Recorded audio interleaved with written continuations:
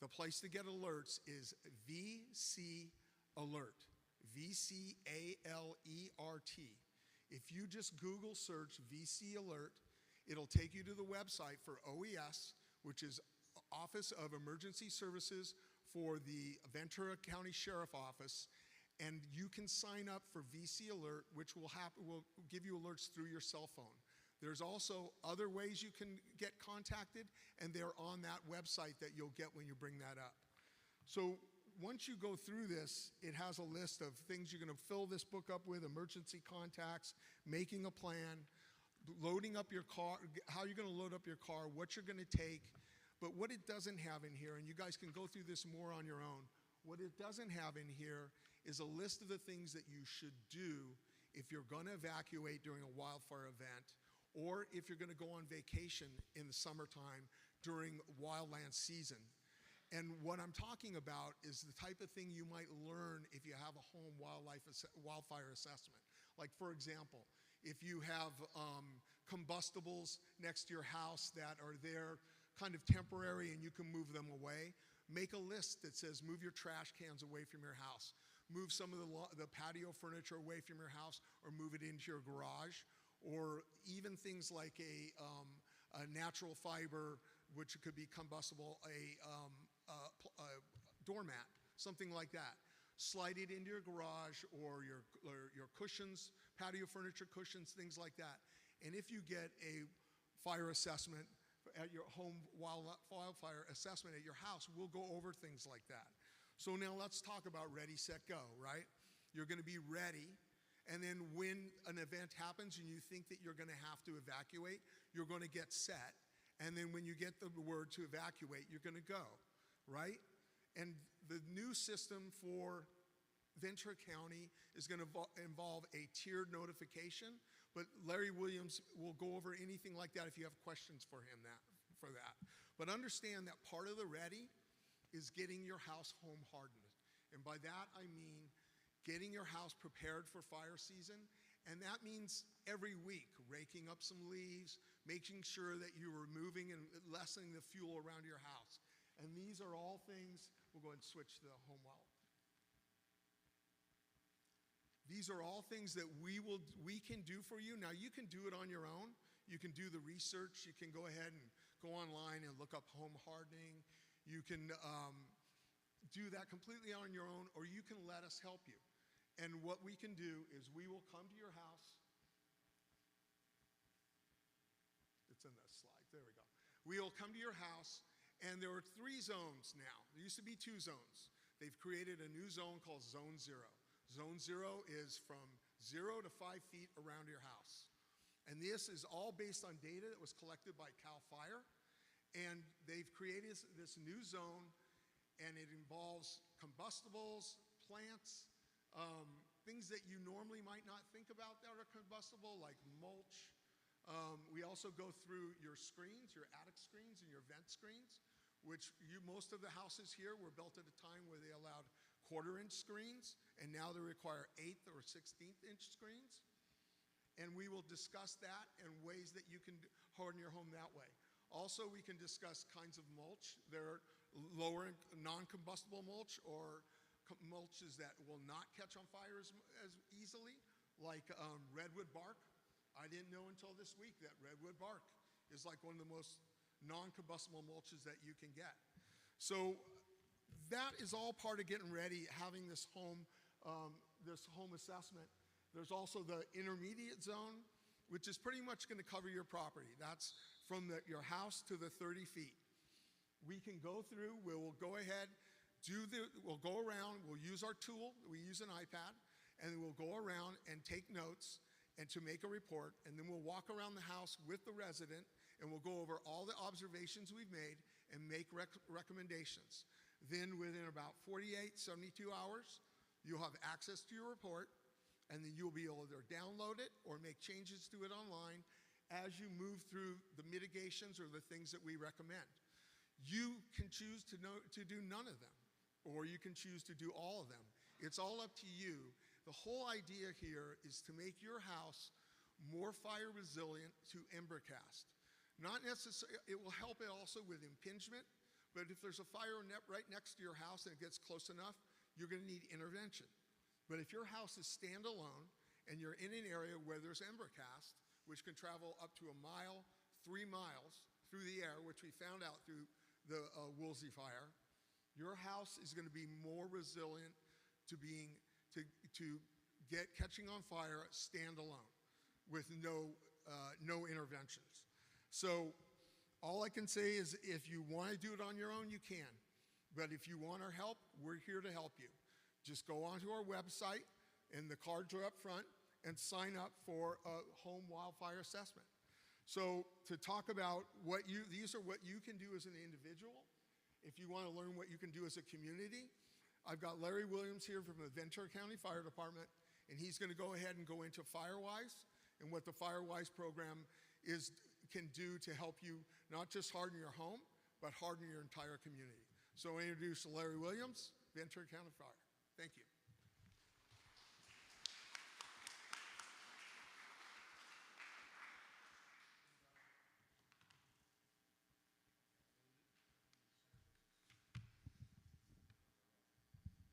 Hopefully I can reach. Good evening, everyone. Thank you for coming here tonight. Again, my name is Larry Williams. I'm a fire prevention supervisor, not a captain, unfortunately, Jay, but about the same. I work out of our fire prevention division out of Camarillo, the main office. I supervise our community wildfire preparedness and fire hazard reduction program. So any of you who get that little notice every year that says notice to abate your fire hazard, they come out of my office. If you don't do your work, we'll come out and do it for you and put it on your tax bill. But just be nice is that out of just about 19,000 parcels, we only had to do 10 of them this year. So that tells us we have a great working relationship with our community. They understand, and that's countywide. It's education. So we appreciate everyone taking their diligence for that. So getting into our program here, I'm going to talk a little bit about our wildfire risk.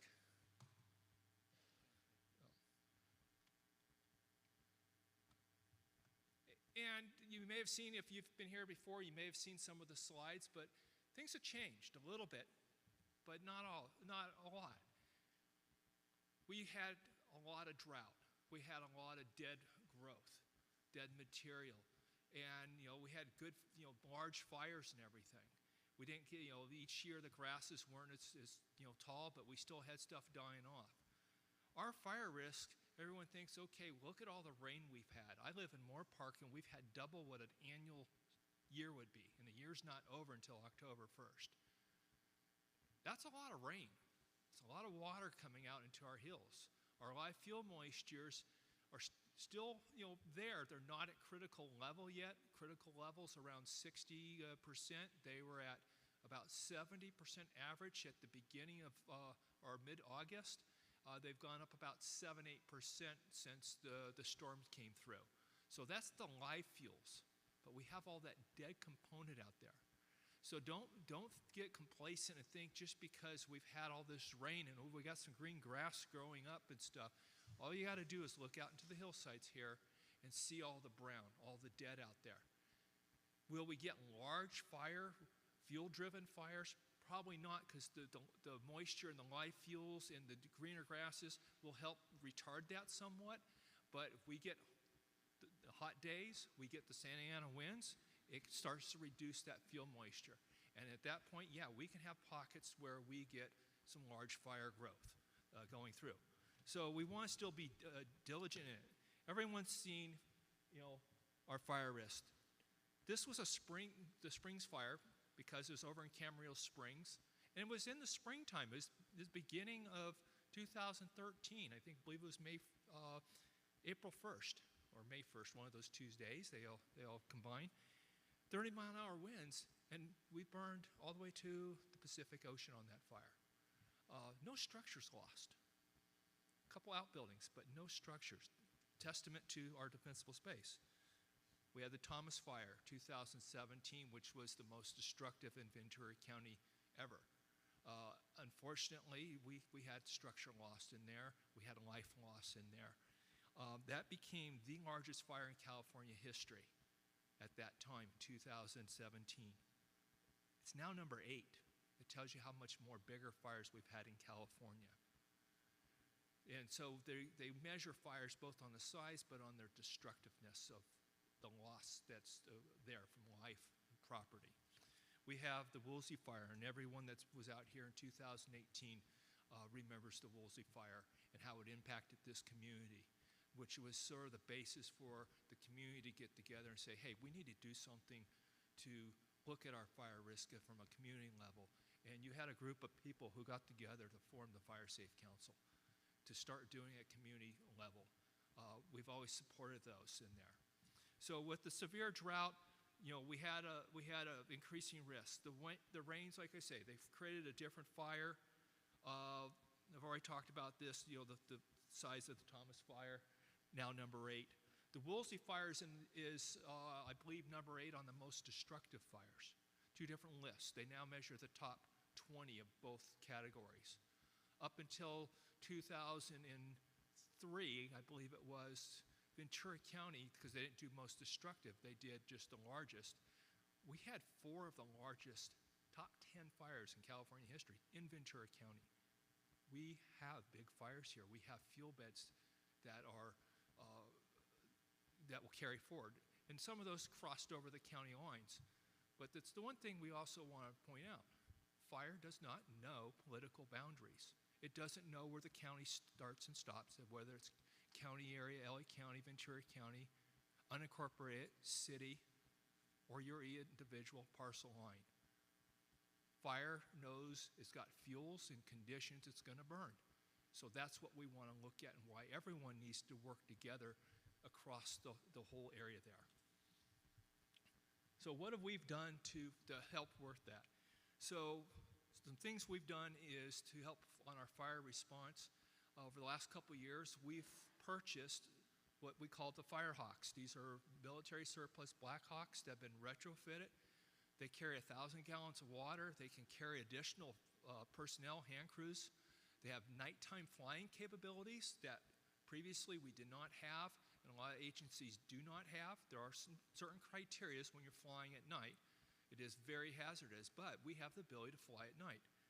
We also work with SCE. They have their quick response force, and one of the copters that they help fund, then we also contribute to make it here available year-round out of the Camarillo Oxnard area, but they have 3 of those. We have one here, LA County and Orange County each have one, and they carry 3,000 gallons of water. So that's a great resource to have quick on fires here in our area.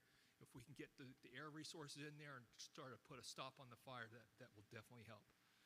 The other thing we've done is with funding from CAL FIRE is we've been able to increase our hand crews. We had 2 hand crews up until last year. Last year we got funding to add a 3rd hand crew, and this year we have the funding to add a 4th hand crew. So those resources are available along with the CAL FIRE resources out of the Camarillo camp that they have.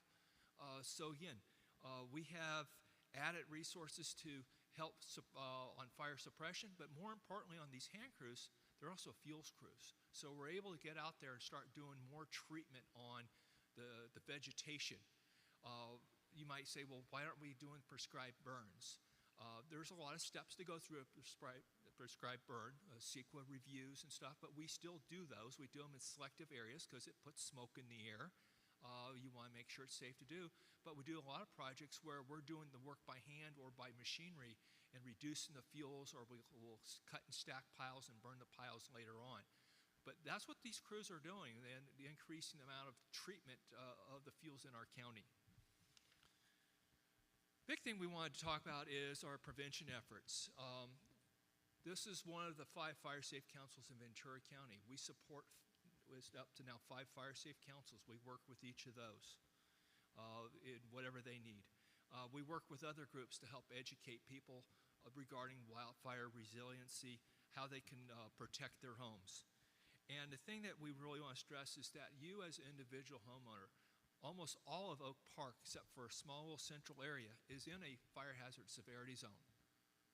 And you may not get a notice from the fire department that says you have to clear your brush alley, but by law, you are required to maintain defensible space on your property if you're in that very high fire hazard severity zone in this local area. Then we have the state responsibility areas, the same thing applies. If you're not sure if you're in that zone, there's a interactive map available on our website to CAL FIRE. You can look up where you're at and you can see if you're in it. And if you don't know what that means, we have handouts at the table that tells you what defensible space is, how you should be maintaining that defensible space. So as far as the defensible space, our Fire Hazard Reduction Program, FHRP, it's nationally recognized. It's even internationally recognized. We've had people from New Zealand come up to review it. It's a couple other countries that don't come to my head at the moment. But we've also been noted in, after some of these large fires, they'll do Blue Ribbon Commission reports, lessons learned.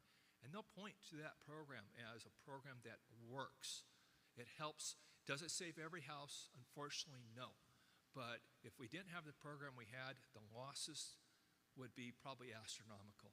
But you compare what our any loss is unfortunate, but you compare the numbers of what we've had in our county to other areas in the state where they're losing thousands, tens, at a time.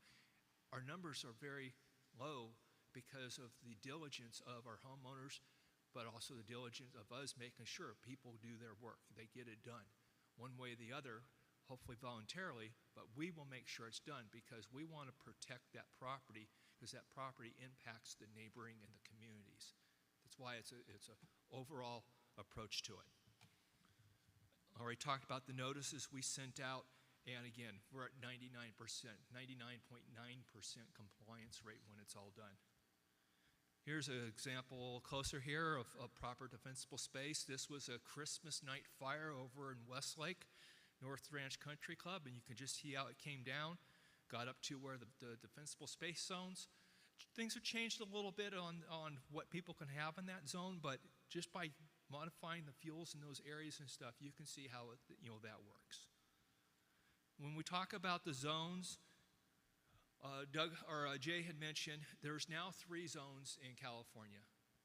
When we're talking about the 100-foot defensible space area, it used to be you had Zone 1, which was from your house out 30 feet, and Zone 2 was from that 30 feet out to 100 feet. Zone 0 is that 0 to 5-foot zone around structures. That has been determined through post-fire analysis, through live scale burning tests and experiments that have been done, all the science and research behind it, showing that is the most critical zone of ignition exposing a structure if we're talking about the defensible space.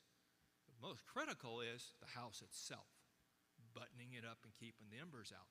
And Max from the Ventura Regional Fire Safe Council is going to talk about that home hardening a little bit more when he comes up. But I'm talking about our defensible space area, but that 5-foot zone is most critical, and that bottom 6 inches at the base of a structure is the most vulnerable spot of that structure from the exposure of material coming out. And again, that's all from scientific and post-fire review on it, how that came out. State of California has implemented a Zone 0. Those regulations are still under development from the state level, from the Board of Forestry. They will not be done with them now until probably sometime next year, which means 2025 for new buildings and 2026 for existing. They're working on the fire severity zone maps.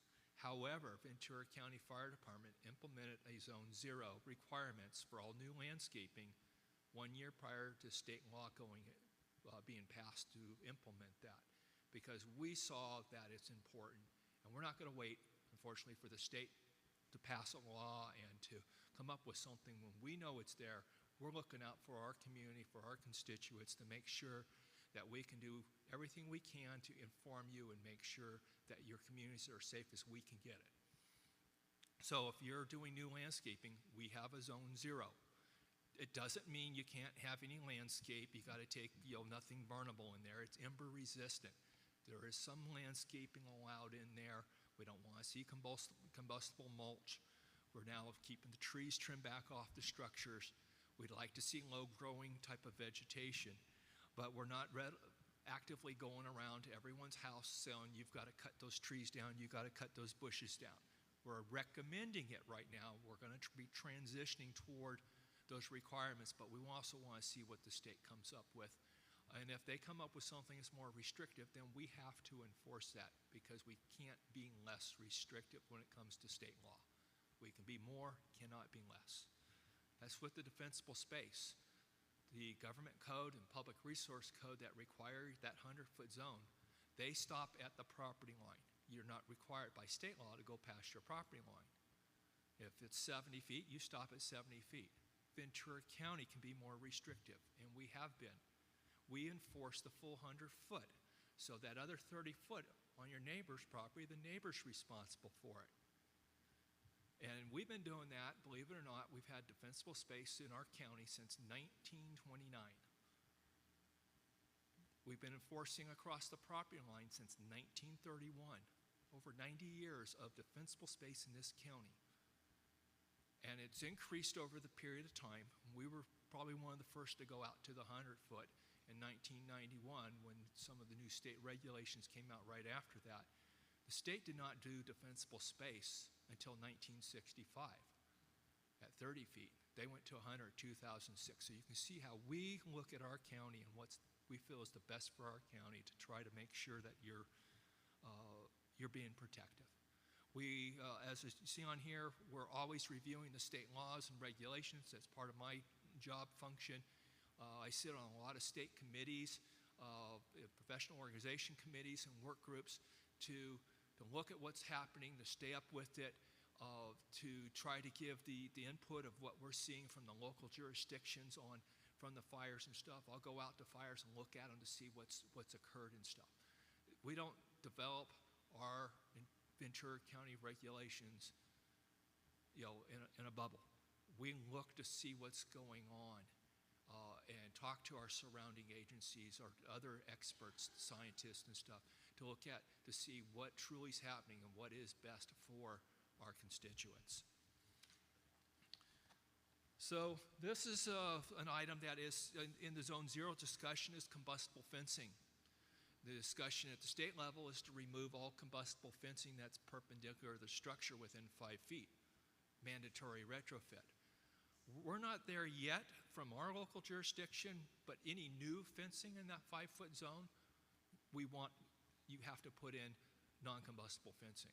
We're not mandatory in telling you to take it out, to retrofit it. We highly encourage it, because here's examples of why with the testing of what, when the fences catch on fire, it's wood and believe it, and vinyl. Vinyl is combustible. Here's the example of a fire in Dallas last year, where a grass fire in a field pushed by some winds came up, caught the fence, and you can see what it was doing. The fence caught the shed. That shed eventually caught the structure. But look how the fence is going down. The fire's going down the fence line. You can see the grass and whatever they had in the backyard, how it's starting to, a little bit of fire front moving toward the house. And then you can see how that same fence fire pathway got to the structures and ignited the structures. The federal government's National Standards Institute put out a report, it's NIST, and about the pathways of the wildfire from the fuels to the homes and things you can do to mitigate that. Outbuildings. If you've got a combustible outbuilding within 3 feet of your building, it shouldn't be there. Use a metal building. And if you're putting new ones in, state law doesn't allow a new one to go in that close. A lot of people don't know that, because the small ones, you don't need a building permit. So how do we educate the people on those things? You don't need a permit to build a fence that's basically under 7 foot tall, 6 or 7 foot tall. So this is what we're trying to teach and educate people on. There's things out there that you can do. Just because I don't need a permit, I'm allowed to do it, but is it the right thing to do? And encourage you to look at how you can then improve your existing structure. Again, a lot of our efforts, new buildings, new structures, it's easy for us to deal with up front, but how do we deal with converting the existing housing stock, the existing landscape? Fire severity zone maps, briefly talked on that. The state is updating the state responsibility areas, so that's everything surrounding Oak Park in the unincorporated area. Those maps are under revision. They did a second round that closed August 9th. We're waiting for the state fire marshal to approve those. and issue them, because then the next step is they're going to do all the local area maps, which is all the urban area here of Oak Park, where just about the whole area is in a very high fire severity zone. Most likely that will not change, but state law now requires the state fire marshal to map the high and moderate zones like they do in the state areas, not just the very high. They've added 2 additional zones. You won't go from very high to nothing or very high to moderate. There's a buffer area in the models, and they take into account wind, fire brands, vegetation. You're looking at a 30 to 50-year fuel bed on there. So that's going to happen sometime in 2024. There'll be a lot of public outreach when they do it, because we as the local fire authority are required to, by law, to adopt those maps.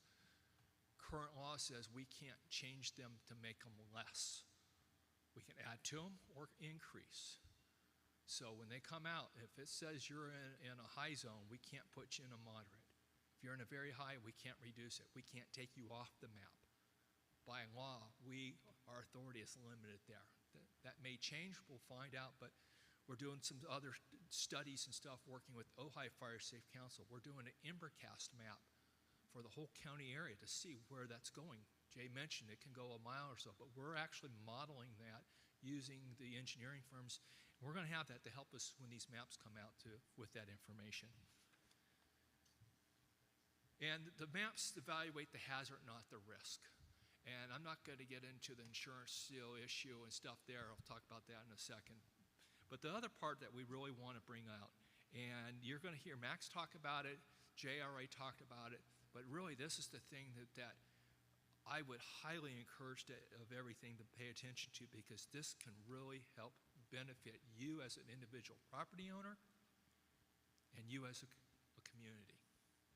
Part of it has to do with insurance regulations on different factors that insurance companies have to look at when they're doing their ratings for your insurance. So that's FireWise USA. FireWise USA is a national program. National Fire Protection Association nonprofit arm is the arm of this. And in each state they have representatives. For California, it's CAL FIRE is the state representative. CAL FIRE has fully endorsed this program. We were down in the low 600s beginning of this year. As of, I think it was yesterday, we now have 718 recognized FireWise communities in good standing, with 18 applications pending at the state level. We have 4 in Ventura County. We had 2 at the beginning of the year. We got 2 since then in July. Jay mentioned we got 4 applications, communities working on that here in Oak Park, working with others in the county. We send our notices out. If you're in an HOA in our fire zones and you get our notice, I send them out to 170 communities. To me, that's 170 FireWise communities that could really help, especially those that have multifamily buildings and stuff, because getting the insurance on those has been a chore. We've seen increases from 300 to 600% increase in fire insurance. We had an association that got their FireWise in Thousand Oaks. They were the 3rd one in our county. They went from around $35,000, $40,000 a year for fire insurance to $600,000. They got a hold of us. They got a hold of the Fire Safe Council. What can they do? Things like that. And they started working on that. And they finally formed a FireWise Council, FireWise community. They were able to get a quote down to $200,000 for last year. So that's good, because they started making some efforts. They just got their renewal. It went down 40,000. So that was some direct, I see that you might think, well, hey, great, that's a direct monetary benefit. But the primary benefit was building a wildfire resilient community first. The monetary comes after that. Because what happens when you have a wildfire and it goes through a community?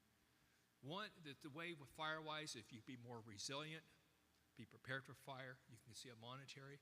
But for us, the first responders, having a community that's got great defensible space, hardened homes, FireWise, we may not need to put as much resources into that community. We can devote to other areas where they're needed, because that community should survive. Doesn't mean we're not going to show up. We're going to continue to analyze. but it helps to make that community more survivable. But the other part of the wind is the after-fire effect.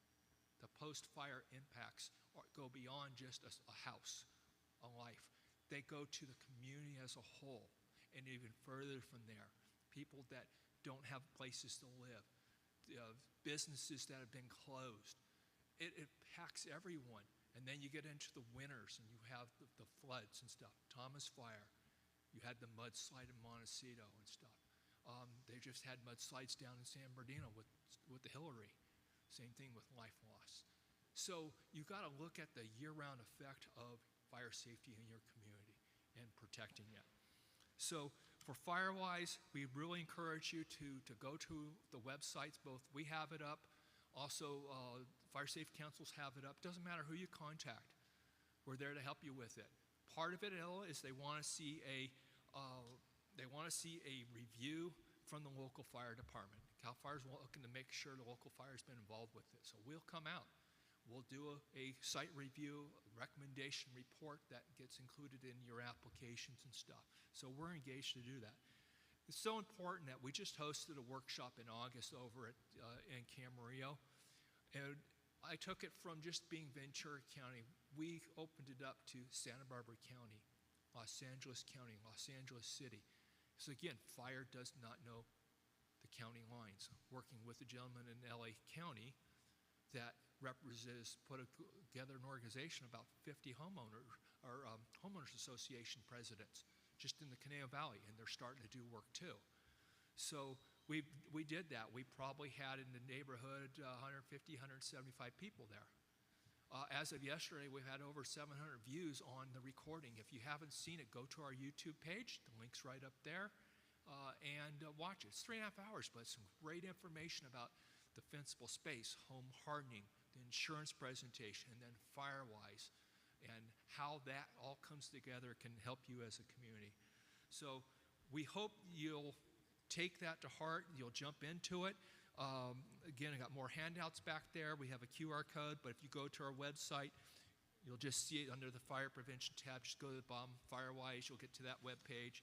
If you want some more information about community wildfire preparedness, it's our FHRP program. Same thing, just you can either click Fire Hazard Reduction Program, or you can click on the little button at the bottom there that says Fire Hazard Reduction Community Wildfire, and you'll get to all the information about the landscaping, defensible space, a whole slew of resources, links to the Fire Safe Council. So that's really what we have for you. We'll leave it at that, and then Jay, are you guys doing questions now or at the end? At the end. So I will turn it over to Max from Ventura Regional Fire Safe Council. He's going to talk more about the home hardening of the structure. He's got some good information for you too. So thank you.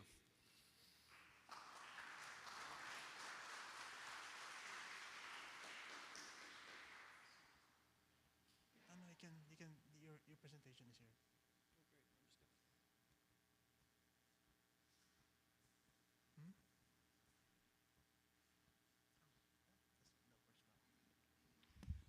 Okay, how's everybody doing tonight? Can you guys hear me okay? Okay. My name is Max Young, and I'm with the Ventura Regional Fire Safe Council.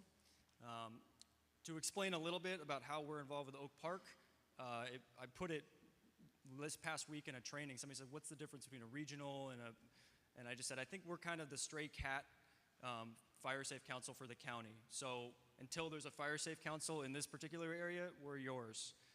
But fortunately in Oak Park, you have a very engaged Fire Safe Council, so we're just partners and we work together a lot. So this evening, I'm just going to talk to you briefly about some of the things that have already been talked about, one of which is Firewise USA, and the second of which is our home hardening program, which we've partnered with Oak Park on. And so there's whoever you go to, us, them, it all goes to the same place. We work together very closely. And so I'm going to break down a little bit about what you can expect if you take advantage of this, for now, free service. So the first thing, let's just hop right into the Firewise because it's a little fresh.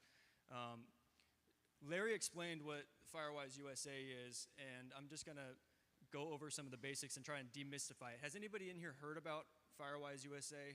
Okay, so I got, oh, wow, all right. So that's a lot more than usual. But Firewise USA is a free and voluntary program. As Larry mentioned, it's nationally recognized, and there are a lot of benefits associated with communities that have this recognition status. He went over the benefits as well. So we're getting the thing that I want to emphasize is that Firewise started as a way to provide a community who had a recognized problem or something that they wanted to tackle, right? Our risk of wildfire. And let's get everybody together and let's give everybody a framework for how to lower that risk tangibly. And so that's really what Firewise USA is about. It's done through learning about wildfire. As Larry's slide noted, if you learn a little bit more about your risk and you understand your risk, the evidence suggests that you're actually going to do something about it, right? To do that, you need to be kind of in the community building department. So we're only as safe as our neighbor's home, and so to get a Firewise community, we need to be reaching out and touching on those folks that aren't aware of that risk or aren't really involved at this meeting, so to speak. And then another benefit that I would just highlight is the access to funding opportunities. So as Jay noted earlier, and as the Ventura Regional Fire Safe Council does, we're in the grant writing game. We are constantly seeking funding to be devoted towards resources that are explicitly earmarked to make the county safer from wildfire. So where this gets involved with Firewise is that suppose your community identifies something that would help to lower your risk of wildfire. Well, if there's a resource constraint, namely money, who has $80,000 to throw at something for this project or this project, the Fire Safe Councils exist as a way to go after grant funding to then funnel that money to you to get that challenge taken care of or that project done. But as Larry reiterated, it's really about making your home and your community safer from wildfire. Larry and the fire marshal I want to highlight being here this evening, they have seen what happens to communities after devastating wildfires, and the rebuilding process is long and painful, and you really don't want to go through it to begin with. So I love this. Larry stole my thunder a little bit, but there's so many in California, over 700, and we're at just about 4 in Ventura. So we're really funneling a ton of resources, as you'll hear from our Fire Safe Council, the Oak Park Fire Safe Council, and Larry. There's been countless hours devoted to teeing it up to make it as easy as possible. There are so many people you could call tomorrow to ask for help on how to become Firewise, and we would come running. So I'm going to go over the first steps of becoming a Firewise community, and I'm going to try and just break it down as simply as I can. And if anybody has any questions afterwards, again, there are 9 websites you could go to, and we're going to highlight some of those, and you can ask any questions afterwards. But the first step to compartmentalize everything would be to organize. So you need to form a board or a committee of residents that are, the way that I like to put it is that you need about 5 people who are just committed to seeing the football across the finish line, right? Just to get it to the end zone, right? It takes a little bit of time. It takes about 6 months on average. HOAs are perfect for this. So if you're already located within an HOA, you have that organized body of people who meet regularly to discuss the community. So if you're living within an HOA at the moment, just pitch this to them or get them connected with Doug or anybody else from the Oak Park Fire Safe Council, and it can start from there. So the second step to becoming a Firewise community is you need 2 pieces of documentation. Both of these documents you can find on the Ventura County Fire Department's website, and I would encourage you to go there because elsewhere in the nation there are different versions of these documents that are utilized, but on Ventura County's website they have the correct documents for our area. And these documents are the Community Wildfire Risk Assessment and the 3-year action plan. So if we're a band of residents and we have our community and we want to get started on lowering our wildfire risk, we need to start somewhere. The first place to start is what is our current risk? Where do we stand presently? So the Community Wildfire Risk Assessment is designed to give you a snapshot. Where do we stand right now? Now, when we get to this stage, members of the Ventura County Fire Department are available and would love to come and help you do this because there are some things that really firefighters see a little bit differently. right? There are some questions on this template that I wouldn't pretend to know better than Larry, and so I would encourage getting in touch, and we can work together to get that done. Now we know what our risk is. We have a snapshot of the community, right? The surrounding fuels, the types of homes, how far everything is apart. Now we got to get to work. What's our action plan? So we're going to sit down with a risk assessment. What would we like to accomplish in 3 years? And I encourage, I think with this document, I have seen a couple of communities. I've helped a few communities get through this process, and I would encourage realism and some humility. And the reason I say that is because I've seen a few where in the first year they're going to rebuild half the homes, and in the second year they're going to take care. Sometimes starting small, it's all about small bites at the apple. So if the first year some of your action plan items are, we are going to seek resources to then accomplish this goal. And in the second year we're going to apply those resources, and so on. But Firewise doesn't exist so that, you kind of do some documents and you kind of do some wrangling and have some community meetings. The whole purpose is to see a lower risk within the community, and so how that's accomplished is by acting, right? So how does Firewise quantify action? Well, it quantifies action by 1 volunteer hour per year or $29.95 per year. So I'm going to explain that a little bit. To become a Firewise community, we need a boundary. We need to know where our community is, what it actually is we're talking about. So say I have 20 homes in my community. That means that we need 20 volunteer hours per year, or 20 times $29.95 per year. And what are we spending that on? Well, we're talking about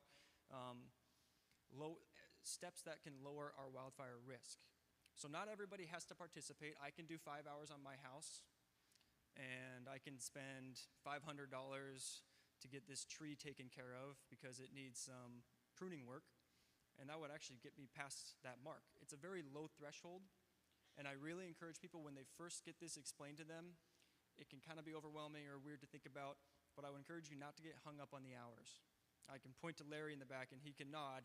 It is a low threshold, and there are so many different things that you could be doing. In fact, coming to one of these counts as 1 hour. If you watch an online workshop on how to harden your home, 1 hour. If you invite myself, Jay, the Oak Park Fire Safe Council to teach you how you can lower your risk at your home, 1 hour. So it's easy to get there. But this action is critical. This is what the board or the committee of residents is actually tracking. And finally, you report. What did you do? Did you do the 2 documents, and did you get your hours? Perfect. We submit, and then maintaining the designation is really simple. So I highlighted the Oak Park Fire Safe Council website because yesterday there was a statewide meeting of regional coordinators for the Firewise USA program, and at one point, Chief Potke of CAL FIRE, he asked the group, has anybody encountered any fun tools or any good resources that you guys have made for your Firewise communities? And I was a little busy, I couldn't answer it, but in my head I thought, well, I know that the Oak Park Fire Safe Council has developed the most sophisticated tool I've ever seen, and I'm positive it exists in the nation for this. And so I'm going to leave it to them to explain a little bit about how to utilize that tool. But suffice it to say, if you're interested and you want to help your community become Firewise recognized, they have built the best tool that we have to do that. And then maintaining that designation. So annually, we are recording and reporting our education activities, volunteer hours, vegetation removed, with no minimum on vegetation removal. And then every 3 years, our action plan expires. We got to make a new one.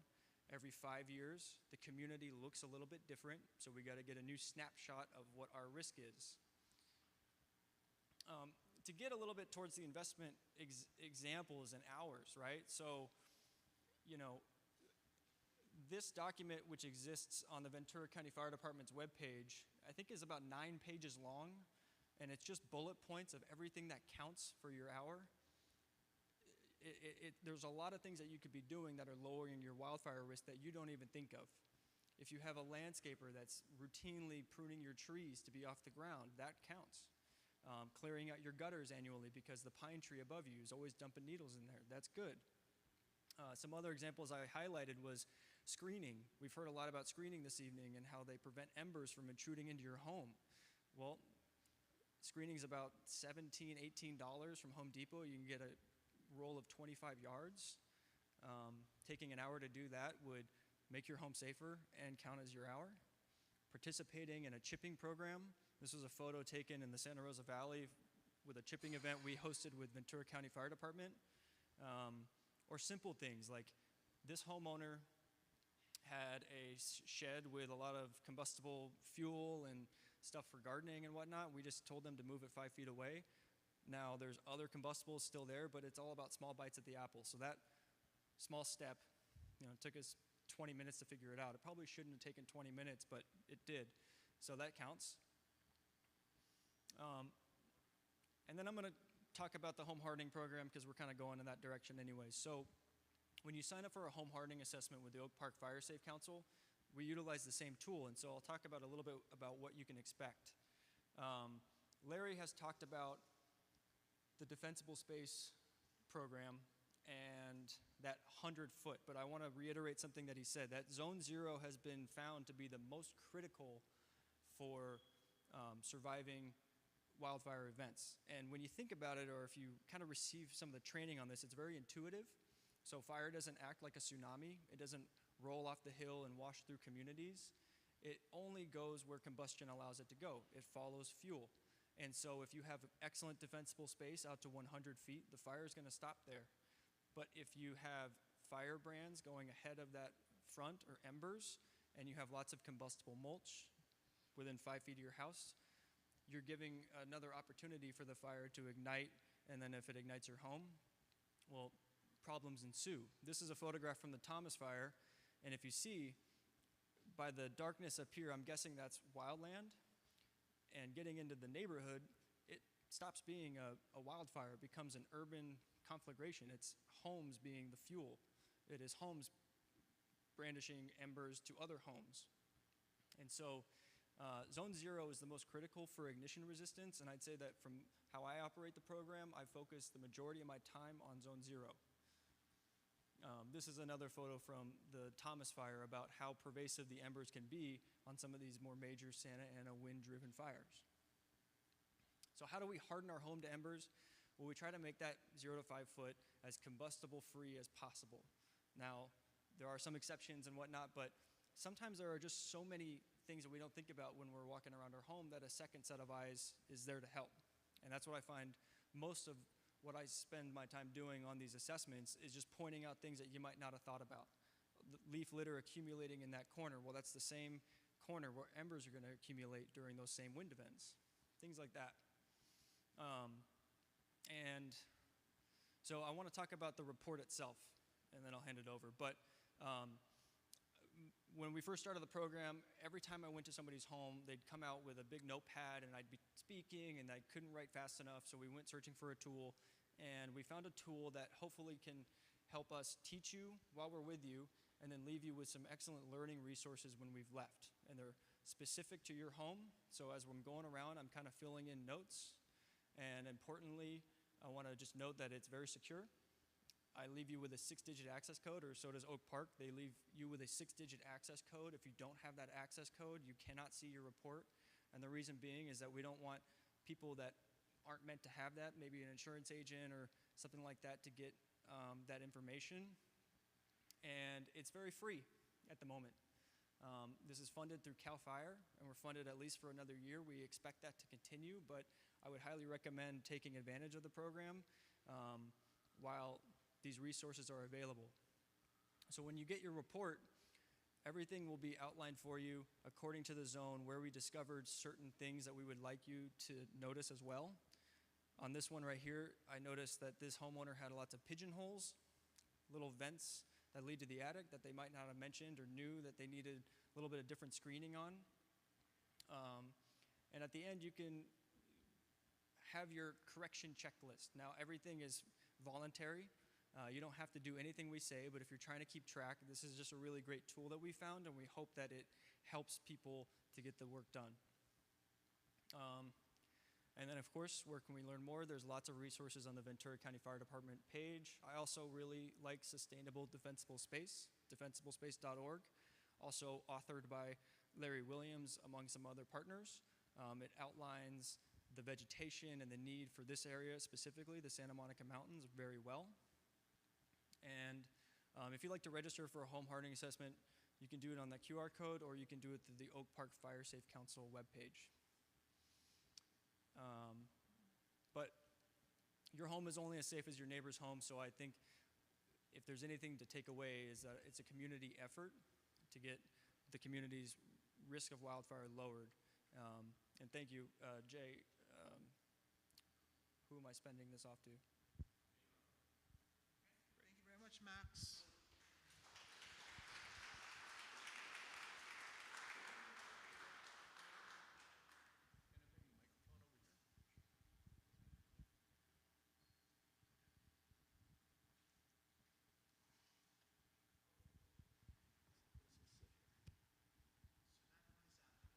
so that I can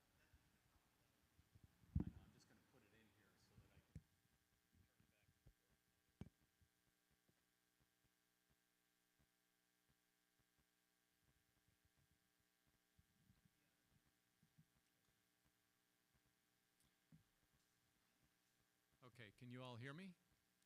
Okay. Do you want to hear me? I'm just going to take a little bit of time and talk about the resources that we make available to you in Oak Park. And so we're going to talk primarily about the website and what we make available to you. And a lot of it you've heard about already tonight. So if you want to move it forward to the website here, JL.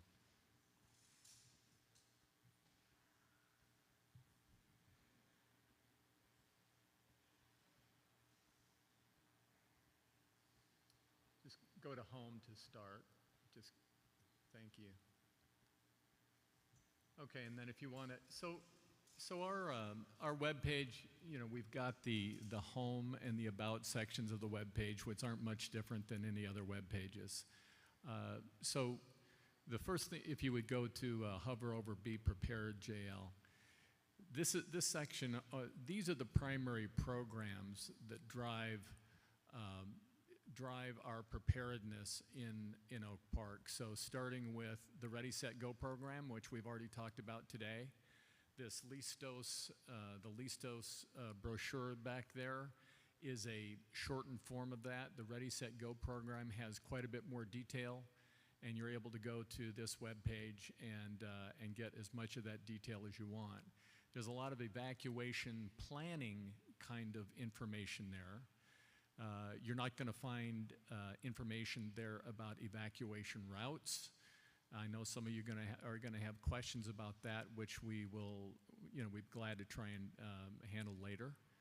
But certainly, this program was put together by the National Association of Fire Chiefs and is critical to evacuation planning. So it's an important one. The next program we've talked about is FireWise, and so I'm not going to dive into that any more than we already have tonight. We've covered that pretty extensively. And finally, the wildfire assessments.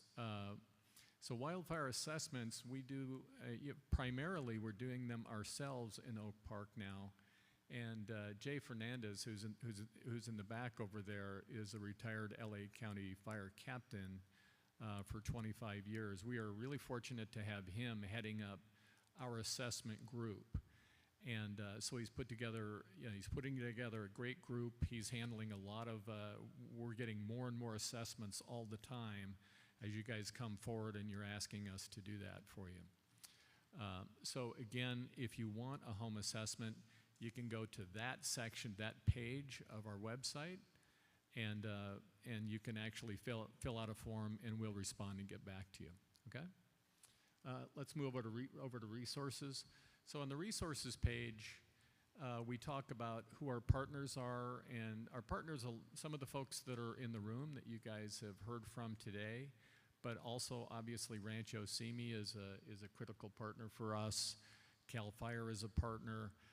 Southern California Edison is a partner. A lot of these folks have provided grants for us. that have allowed us to do and build a lot of the infrastructure that we've built in Oak Park, and they've worked with us to do it as well. So we've got an FAQ page, of course, just like everybody else, for those burning questions that you have. And if you have other questions, you can obviously reach out to us through the contact section of the web page and ask whatever questions you may have. Okay. Let's see. Other resources. Okay. So there are videos and documents here. So there's a number of videos. So for example, there's a kind of a famous video about Embercast. If you want to see the impact of Embercast on a home, there's a video up there where you can actually see that in a video format. And the documents we've divided into 3 different types of documents. So there is what we call foundational documents. These are the documents that were used to form our Fire Safe Council. There are educational documents for all of you. And then finally, there are FireWise specific documents. Max mentioned the 2 specific documents that are required for FireWise. We actually have them there on the web page for you to access. All right, moving along. So this is where we might talk a little about, we've been very fortunate. As Jay said, probably since the beginning, we've been going at this for a couple of years. Since the beginning, we've gotten about $80,000 in grants. So we've been fortunate to be able to do that. And so we've built a lot of infrastructure. So I'm going to talk about that with these projects here.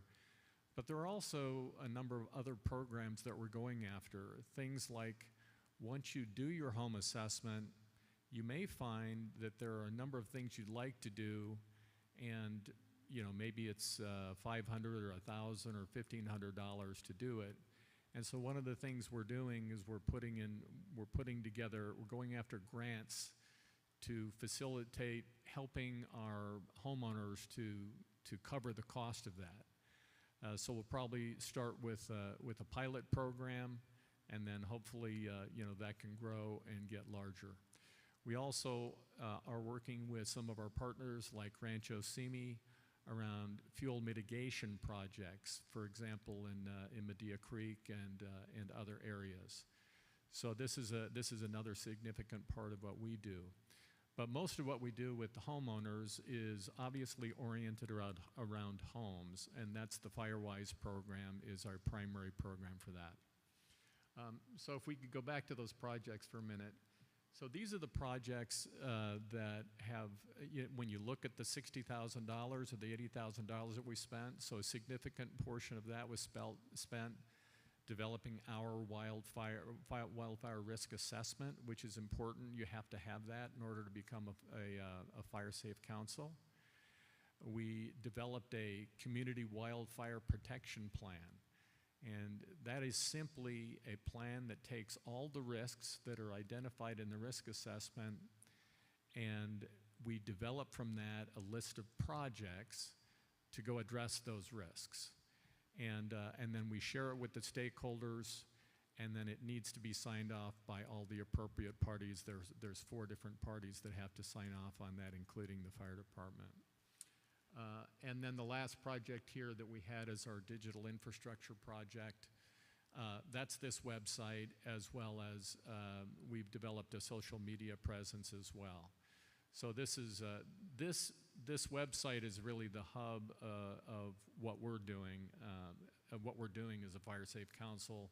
We really view ourselves as kind of that communication layer between all the agencies and organizations related to fire and our homeowners and communities. And we try and bring you as much information as we can from those organizations.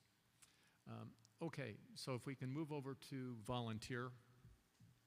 So the first section here is just volunteer opportunities. You all have something on your chair from us. The thing I'll say about that, I'll just take a second and say there are 2 primary areas where we really are looking for help. Number one, You're as cold as I am. I can tell that right now just looking at you. The first one Jay mentioned is we're looking for IT help. And so anybody who, has a background in web management or, GoDaddy or whatever, we would love to get a couple hours a month from you if that's possible. The other one is we're looking for Firewise captains in communities. And so a lot of you out there are out there in HOAs, and you may be interested in participating in the Firewise program. You're not quite sure how to do it. And I can tell you that there's other people in your HOA that are in the same boat. And so please reach out to us, because that's what happens is we've been able to put various different folks together. They get their board going, and things start to roll from there. So if you are interested in participating and helping with Firewise in your community, reach out to us and let us know. Okay, so JL, if we could go down to the last one here. Max talked a little bit about the hourly requirement for Firewise. And so there is an annual hourly requirement, volunteer hour requirement for Firewise. And we thought about that a little bit as a group, and we wanted to develop something that made it very easy for homeowners to record those hours, for homeowners associations not to have to track all of this and try and figure this out. So we put a capability on the website that allows us to do that. I'll just kind of walk you through that really quickly. So if you go back up to the top of that, so this is the volunteer hours submission form. So this is basic information. If you just keep going down here, JL. Okay, you're gonna record your HOA. That's important because this information is tracked by HOA, and one HOA's information is not provided to another HOA. And what we do is at the end of the month, whatever hours are entered in for that HOA, there's a report that we deliver to that board or that HOA, that Firewise board. So they can track how they're doing on their Firewise volunteer hours on a regular basis. Okay? Keep going there, JL. All right, so this is where it gets interesting. And so these are the different kinds of volunteer hours that you can record. And I'm not going to go into all of these because there are documents, and as you all get further into it, you'll learn a lot more about that. But I will talk about, I'll give you one example here of scroll down there, up there, down there, scroll down. Are you able to, or keep going? Okay. So right here where it says the second bullet there, second checkbox is resident yard work hours. So let's say that you've done some yard work. So you can go ahead and click on this box. Go ahead, JL. And you can see down here at the bottom, actually, so if you scroll down a little bit, JL, that it now says, okay, how many hours did you spend? And so, you might say, I've spent 2 hours, whatever that is. So we'll go ahead and select 2. And then it says, one of Firewise's requirements is it wants to know if you did remove any vegetation, how much was removed, which is a really difficult thing. It's like, how long is a string, right? I mean, it's to judge how much vegetation you removed is difficult. So we tried to make this easy. So if you click yes, if you scroll down here, JL, we just kind of give you sort of a Kentucky windage on this, right? So let's say that you removed a yard waste bin, 1 yard waste bin. So again, we go down here you click, and then if you scroll down, it'll ask you how many yard waste bins. We'll just say we did 1 or 2, and then we can go ahead and submit it, and we're done. And so what we are looking for, what we suggest, is that you just bookmark this page, and at the end of the month, you can track how many hours you spent. And as Max said, you also get credit for dollars. So let's say let's say you don't do your gardening. Let's say you've got a gardener and you spend $100 a month for your gardener. So you can do a quick conversion, and Max said that it was, or I think it was Max or Larry said it was $29.95. So let's just say it's $30 per. So so all I have to do then is divide my $100 by my $30 per, and I get 3 hours.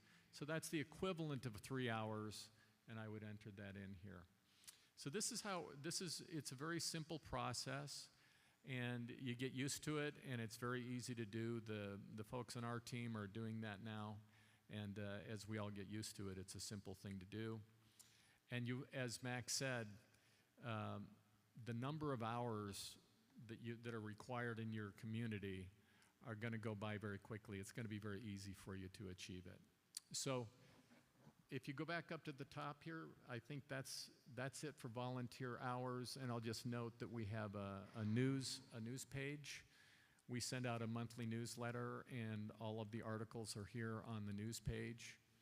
And then finally, there's a contact us section. So that's really, I think, all that I had here on the digital infrastructure or the web page. We've also begun a social media campaign, and we're very active in that. Some of you have probably been badgered by us a little bit on social media, if you're on social media, so you've seen some of our work there as well. So that's I think it, and I think what I'll do is I'll call Jay Fernandez up here. We've got a couple of final comments, and then we just want to open it up for any questions that you all have for us. Thank you.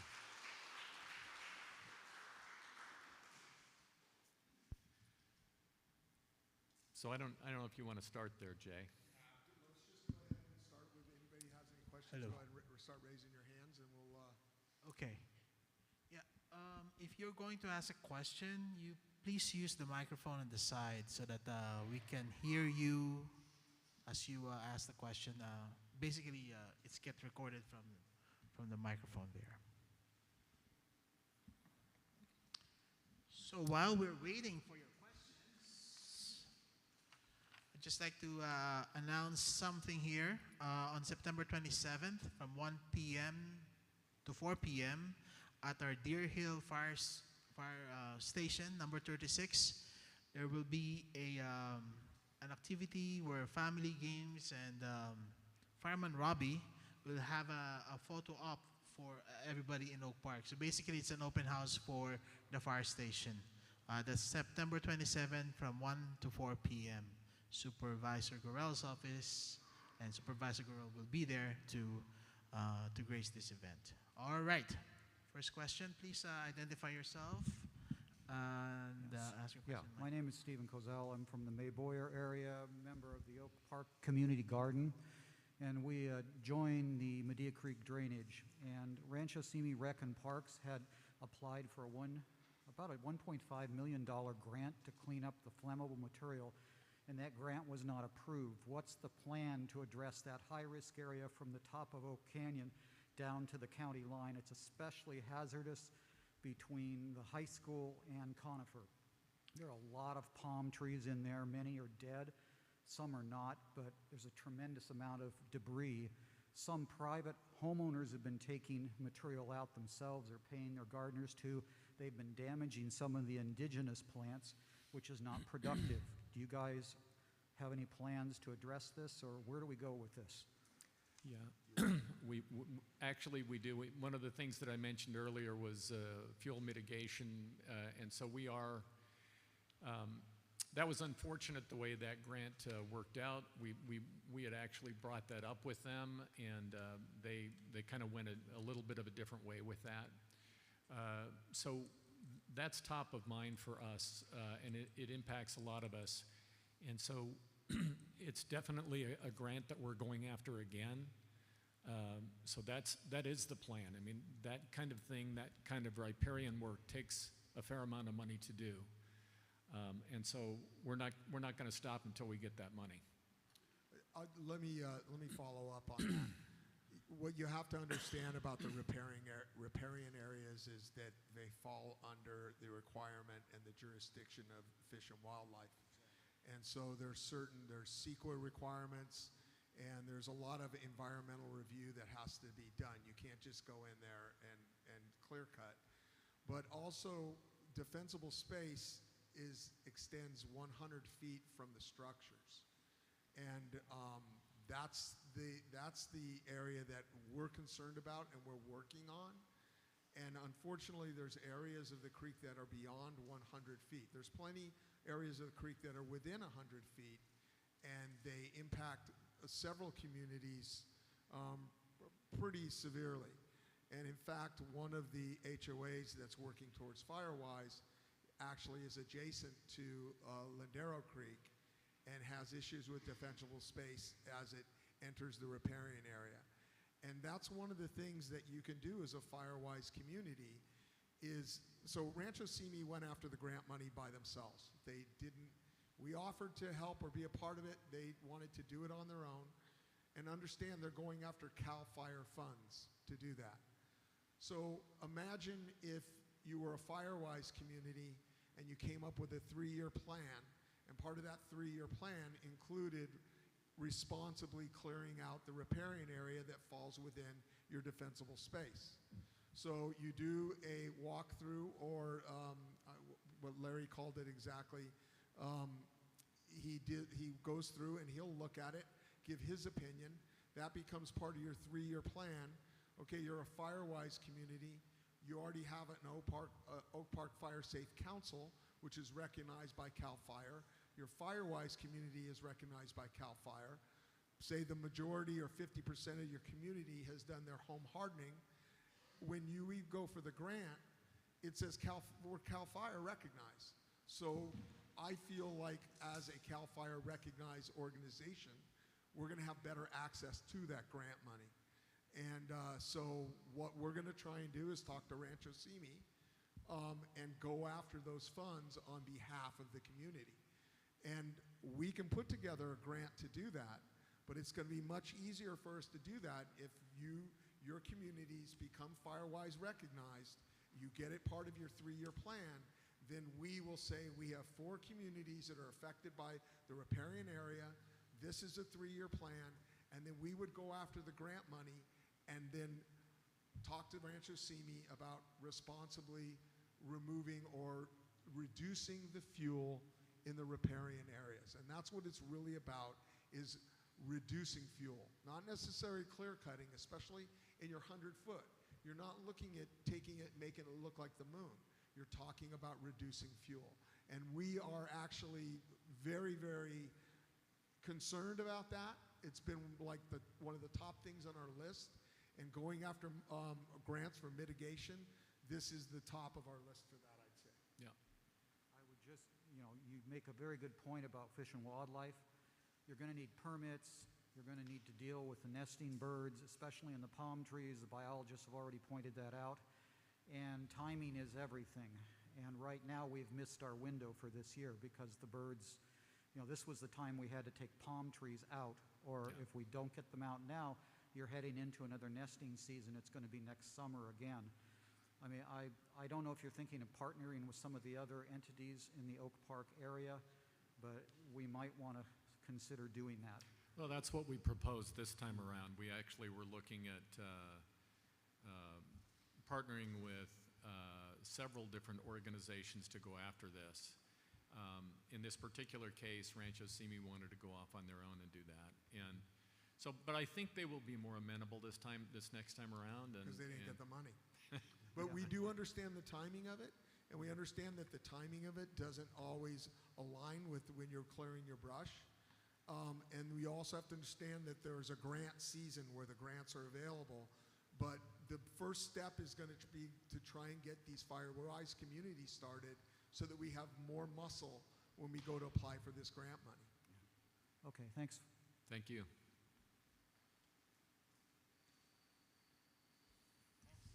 I know we talked about this last year at the same meeting, and we had a guy here with goats, and we've seen them in all other communities, and they were on Churchwood, that private homeowners ended up paying for. But when you walk through Oak Canyon Park, right through here, between here and Bromley, it is way overgrown. Anything to do about that? Well, I'm going to try and hold back a little on my opinion on the goats. The goats are just not the most efficient way to clear fuel. One of the reasons is the goats don't know the difference between an invasive plant and a plant that's supposed to be protected. So they can only be used in certain areas like where the mustard is, where they're not worried about causing any kind of environmental damage. But when it comes down to it, they, and I don't mean any disrespect, I love the goats. You know, I've stopped and checked them out. They are not the most efficient way to clear brush. And the problem is with goats is sometimes you get goats that work hard and sometimes you get goats that want to take the day off. And they still cost the same to the community. But I'm not against, I'm never going to get in the way of local groups going and paying for it. It's just that our grant money would be better spent in the more traditional ways to clear brush.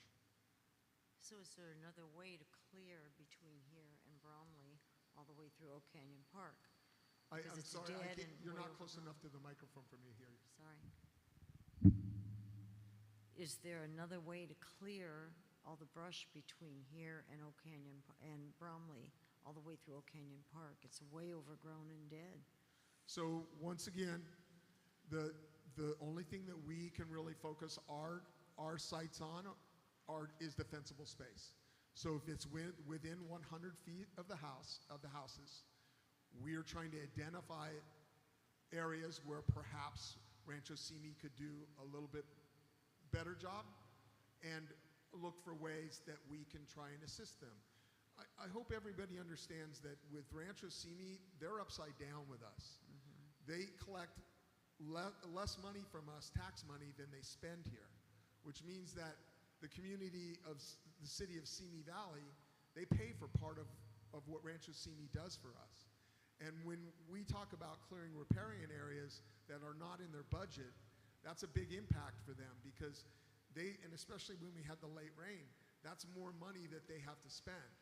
And they really operate on a shoestring, and I feel like what we have here with this building and some of the things in our parks, we have really nice parks, but they're also responsible for their open space. And I don't feel like there's anything wrong with our group helping them out a bit and going after grant money to clear those areas. But understand, we just got recognized this year, so now we have access to more grant money. But once again, I'm gonna say it again. If you guys have become a Firewise community, it gives us more muscle when we write that grant that X amount of houses have been home hardened and this community is a Firewise community. It's going to give us, we're going to have a better chance of getting that money to help Rancho Simi do this clearance. Thank you.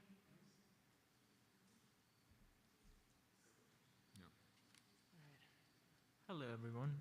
Give me 1 second. And my question requires me to address. What is your name? Sorry, I'm Sapanta. I'm actually one of the scientists in the community. Just moved here. Anyways, I need to explain a little bit before I give my question. So, basically, one of the #1 causes of fire that we have, especially spread of fire, is the invasive grasses and mustard that we have along our hills, which have a cycle. You know, they're annuals, so they grow, they seed, and then they dry up and die. And then we have all the dry stalk all over our hills, which are prone to fire. But at the same time, when we have all those dead plants, they're all filled with seeds. So we're also looking at when these plants are seeding, we're entering the nesting season. So we are only I know these are just birds that are nesting, but they're also protected by multiple federal laws. So the situation I've been seeing in multiple HOAs along just Oak, they cut them, which is also in the nesting season, And they're not only spreading the seeds of these plants that would make the situation worse every year just because. Another thing is a lot of people don't think about the seeds, and one of the only thing that's stopping these invasives from spreading is space. So space is actually a resource to these plants. So when the more space we have, the more these will grow. So every year it'll be more and more invasives that way. Anyways, timing is key, as we mentioned earlier. Is there anything out there to let, let's say, different HOAs know that they should be cutting these plants before they seed and before nesting season starts, or after they end, and anything that would teach about what species to cut, what not to cut, anything about that. I do know that Rancho Simi puts out an RFP in April, and then they basically engage somebody in June, and I think they then the cutting really goes from June through, let's say, July. Is that the timing that you're talking about? Yes, because realistically, the nesting season starts by the end of February, so realistically, they should be stopping after that, or else if they run into, let's say, a nest or something, they would be looking at a few violation of federal laws and such. Well, so, I mean, maybe Larry can answer this better, but the cycle of the removal and reduction of fuel is based on the fire season. And once again, it only involves 100 feet from the structures. Yes. So I'm not trying to sound callous, Right. and I don't mean to, but you can look at everything that got burned in the Woolsey fire. Look at the creek across the street here that Right. caught on fire 3 times that night and was on fire. The whole creek was completely decimated. But you go down there now, and it looks pretty overgrown and restored. The thing is that fire affects the environment as well. True. And it's only the 100 feet from the structures. Right. If we all had a ton of money, we could cut the brush 3-4 times a year to avoid certain things like that. But the whole point is that during fire season, when the live fuel moisture is low and that brush can catch on fire, that's when it traditionally has been removed. It's that way all over the county of Los Angeles. It's that way all over the state. And like I said, I'm not trying to sound callous. Yeah. But the thing is you're talking about a 100-foot section from the structures. You're not talking about the whole rest of the park. True. So if you think about a total open space, the area that's impacted by that defensible space, you've got to weigh that, and that's part of living where we live. Right. Unfortunately, animals lost their homes when we graded for our houses. When they created the green belts, some of the newer communities, animals lost their homes there as well. Yeah. We can't live in an area without leaving a footprint. So I think realistically, and once again, I'm trying not to sound callous, but it's 100 feet from the house. Yeah, I understand that, but I'm not even talking about animals. I'm talking about like a lot of the stuff that we talked about. It's fantastic for the short term.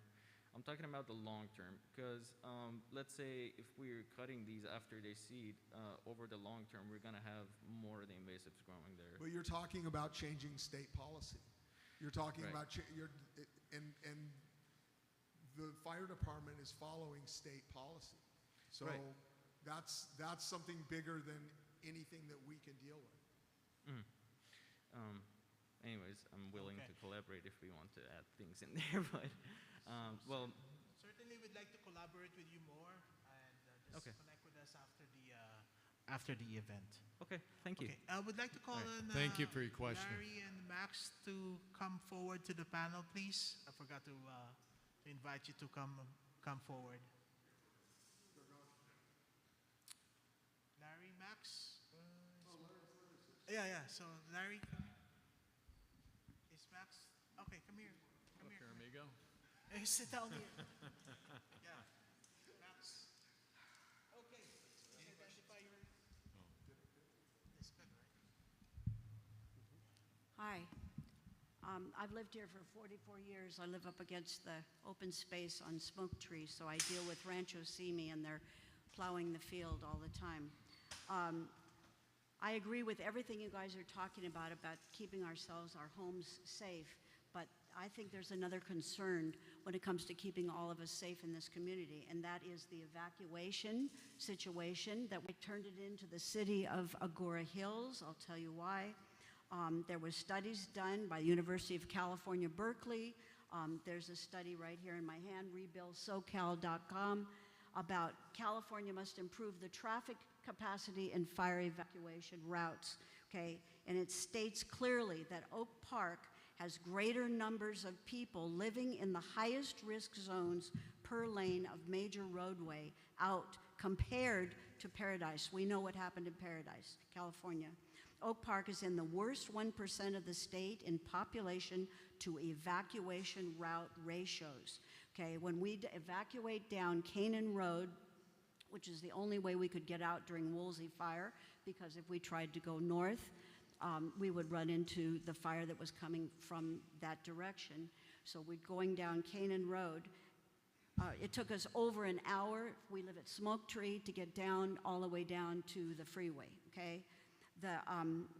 There's at least, it says in the statement that there's at least 10,000 people that go down, evacuate down Canaan Road. Okay, the Fountainwood and Morrison Ranch people evacuate down Canaan Road. If schools are in session, we have 2 high schools, 8 elementary and middle school people that are parents and children trying to evacuate. It is a huge issue. And the reason I'm speaking out is because you may be aware the city of Agora Hills, and we have protested over a year ago, we've been doing this, collecting signatures, wants to build 584 additional housing units at Thousand Oaks Boulevard and Canaan Road in the 3 shopping centers. I don't know if you're aware of that or not, okay? If you can imagine the impact of all those people owning their cars and trying to get out, it would be a zoo. I'm very, very upset about that.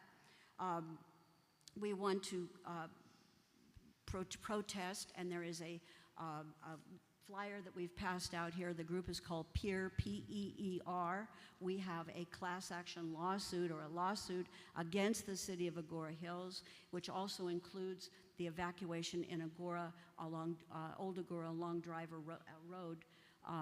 We've fought with Agora for a long, long time about this, and thank God the mayor there is on our side, but the rest of the city council approved this development, and they say, oh, well, it's upzoned, but it's not going to ever happen.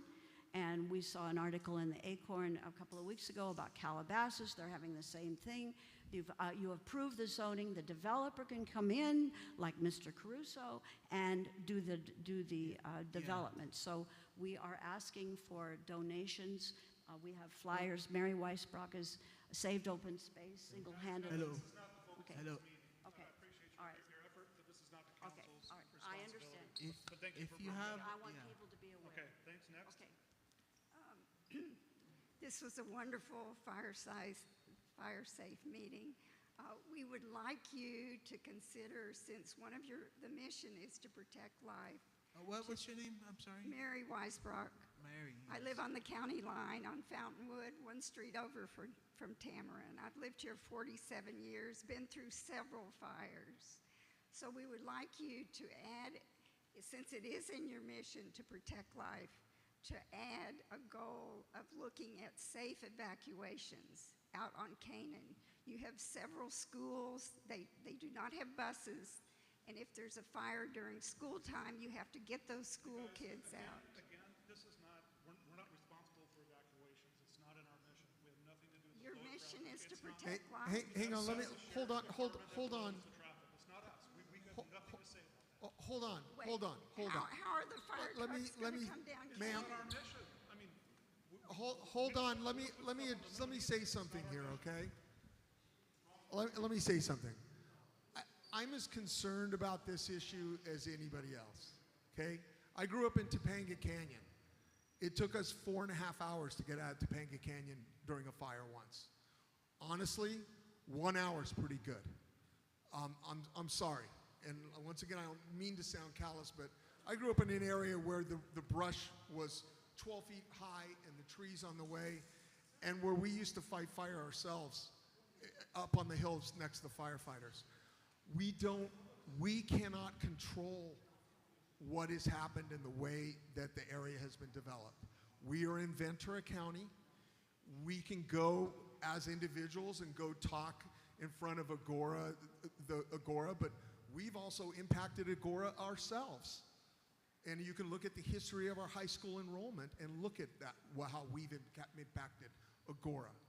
We're not going to get involved in evacuations. That is the responsibility of the OES under the Sheriff's Department, and it's a responsibility of how the fire department chooses to evacuate. We can't change what we have. Yes, are we concerned about it? We sure are. But it's not something that we are going to be able to tackle as a fire safe council. If we were in an area that it was a 2-lane road out and they had trees that lined the whole thing, we could work on mitigating those trees to make it safer to evacuate. But we're not going to pay to have an extra lane put in to get more cars. That's never, I don't think that's ever going to be under the scope of a fire safe community. And we, because we're 5,500 structures, we are not a city, we're unincorporated, we do not have that much control. You can vote, but we don't vote in LA County.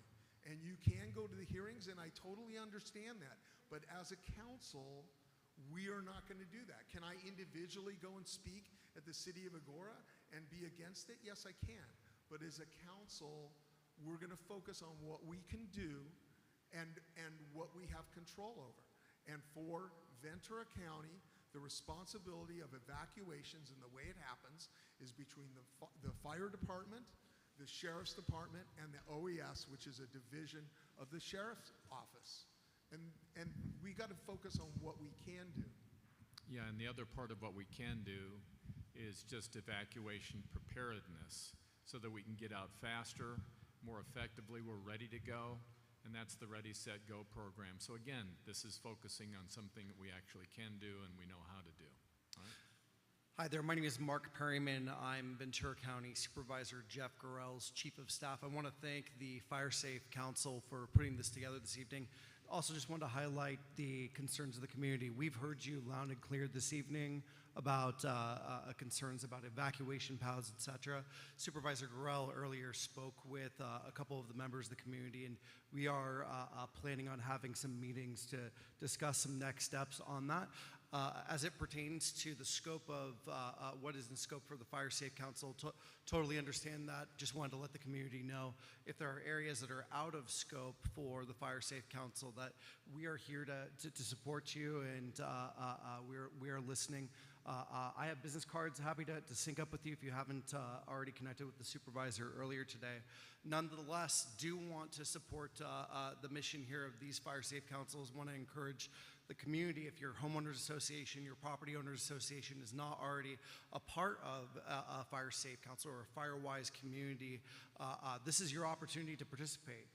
There's a lot of tremendous benefits. Max and JL and the rest of the team had indicated this evening. So I just want to, on behalf of Ventura County Supervisor Jeff Gorell, thank you so much this evening for putting this presentation together, as well as thank you to the community for coming out this evening. With that, JL, any other comments? No, yeah. Thank you very much, Mark. Thank you very much, Andrew, for doing the recording, and to our esteemed speaker, Max, and Captain Larry Williams. Yeah, sorry about that. Yeah, so thank you very much. Okay, and so with that, thank you very much for having come today. Good night.